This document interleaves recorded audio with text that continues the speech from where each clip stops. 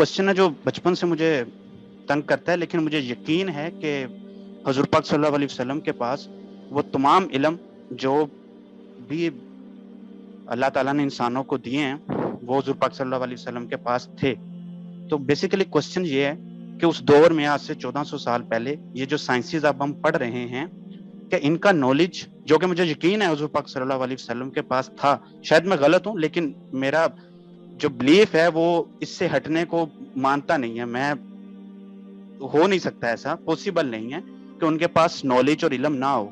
تو اس وقت کے لوگوں کو سائنسز پڑھانے کے پیچھے، نہ پڑھانے کے پیچھے، مطلب سائنسز اگر مجھے کلیئر نہیں ہے اس بارے میں کہ اس وقت پڑھایا گیا یا نہیں، تو اس وقت یہ جو ٹیکنالوجی کی ابھی ایک پوری موومنٹ آئی ہے 19th سینچری میں، 20th سینچری میں، وہ اس وقت کیوں نہیں آئی؟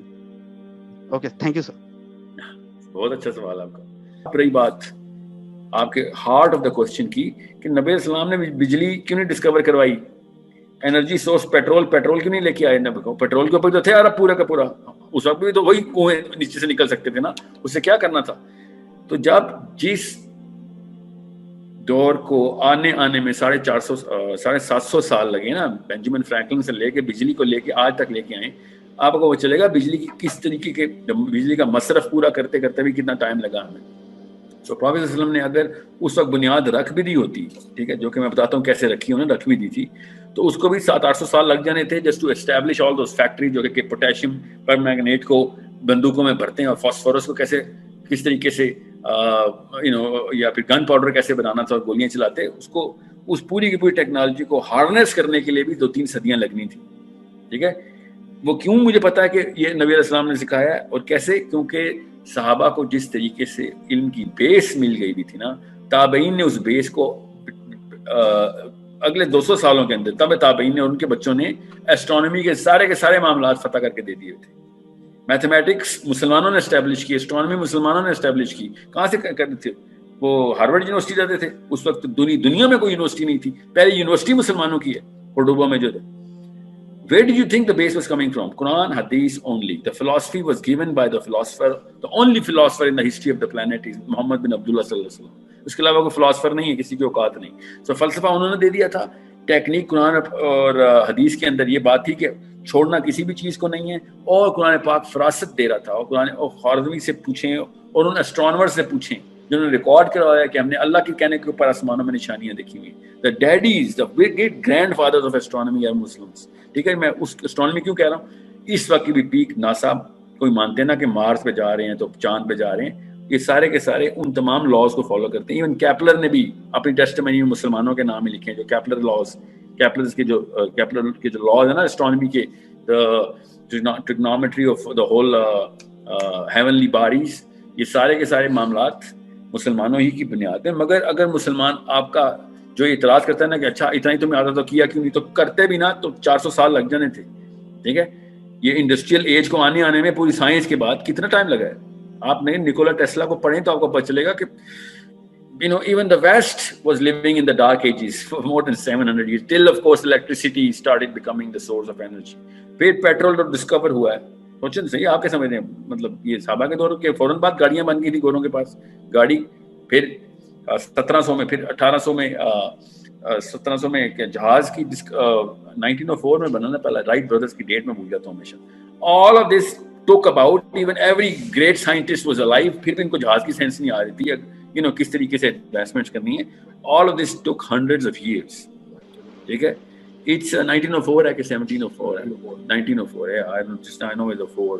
So the question is, did the Prophet ﷺ have enough time? Of course he did not have enough time. Any one man does not have the time to actually start and finish the whole process of such an amazing journey of technology and the source of technology and harnessing the technology into its final or most utilizable output. Okay, so it's a very linear process when you look at it from the historical point of view, and it's a very complex process when you look at the sociological point of view and even the psychological point of view. So یہ دونوں چیزیں اکٹھی چلیں گی، اور ہمیشہ سے آپ نے یہ دیکھنا کہ کاز کون بنا ان تمام چیزوں کا، تو پتہ چلتا ہے اسلامی کاز بنا. اب تو ایتھیسٹ بھی یہ مانتا ہے کہ یار اصلی ایڈوانسمنٹ تو مسلمانوں کی وجہ سے شروع ہوئی ہے. ٹھیک ہے، تو مسلمانوں نے کیوں کی؟ What was the difference between ابو سینا یا خوارزمی یا پھر یہ ایوروس کا کیا ہے, ابن رشد, ان کے اندر اور باقیوں میں فرق کیا تھا؟ اور ساری کی ساری مڈل ایسٹرن سائیکالوجی کیوں کریٹ کری تھی ایڈوانسمنٹس؟ بیکاز ہمارے پاس قرآن اور حدیث تھی, اور تو وہی بندے وہاں پہ بھی تھے, یہاں پہ تھے. پڑھائی تو کہیں پہ بھی نہیں ہو رہی تھی نا, یونیورسٹی تو کہیں پہ بھی نہیں تھی. مسلمانوں نے علم کی بنیاد اور علم کو as a stipulation of advancement مسلمانوں نے کیا تھا. جب مسلمان بول سینا کے دور میں, ابن خوارزمی کے دور میں بھی کتابیں لکھ رہے تھے نا, اس وقت کتاب پرنٹنگ پریس تو نہیں تھی, تو یہ جو انگلینڈ کے بادشاہ ہیں نا, یہ جو ہینری صاحب کے پردادا ہیں, منہ پہ پینٹ کر کے درختوں کے اوپر ڈانس کرتے ہوتے تھے. ان کے یہ ریچولس تھے. کیا ہندوؤں نے سپرسٹیشن دیکھی ہونی ہے جو ہنومان اور اس کے نام کے اوپر کرتے ہیں, جو انگلینڈ کے بادشاہ اپنے بچوں کے ساتھ کرواتے ہوتے تھے.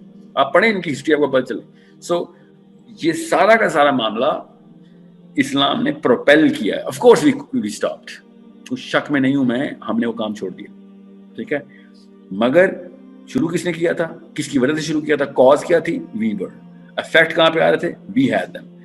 Dead we keep the journey on? Off course we didn't. Okay, Ali bin Abi Talib نے ایک دفعہ آبشار کو دیکھا لٹرلی, اور کہا کہ اتنی طاقت, یہ توانائی تو استعمال میں لائی جا سکتی ہے, آج بجلی بن رہی ہے اس. لوہا ایک دن اڑے گا. علی بن ابی طالب, جہاز اڑے ہیں, ٹھیک ہے. کیسے پتا ہے؟ علی بن ابی طالب صحابی نے پوچھا کہ امیر المومنین یا وہ کیسے پتا لوہا اڑے گا؟ انہوں نے کہا آسمان سے اترا ہے, سورہ حدید پڑھ.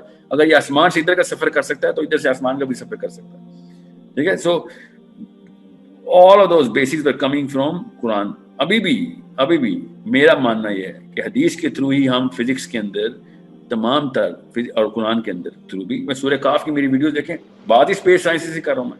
کہاں سے آ رہی ہے؟ میرے اپنے تکے ماروں میں, کوئی کیا سرائیاں کریں. نو, قرآن پاک is literally talking about those places جو کہ ابھی ناسا کے مطلب سائنٹسٹ کو امیجنیشن لیول کے اوپر بھی نہیں سمجھ آ رہی بات, تو قرآن پاک لٹرلی بتا رہا ہو. سو راستے سارے دکھا رہا ہے, اللہ کی کتاب دکھا رہی ہے ہمیں راستے سارے.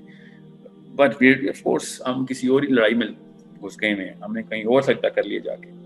بہرحال, so it's an amazing question. I hope I can do an actual video on this and draw some charts تاکہ مسلمان بچے کو پتا ہو کہ قرآن پاک دماغ کھولنے کے لیے آیا تھا, دماغ بند کرنے کے لیے نہیں. جس کو یہ ڈاگما کا لفظ یوز کرتے ہیں نا, that's the dogma, the curse is upon their own selves.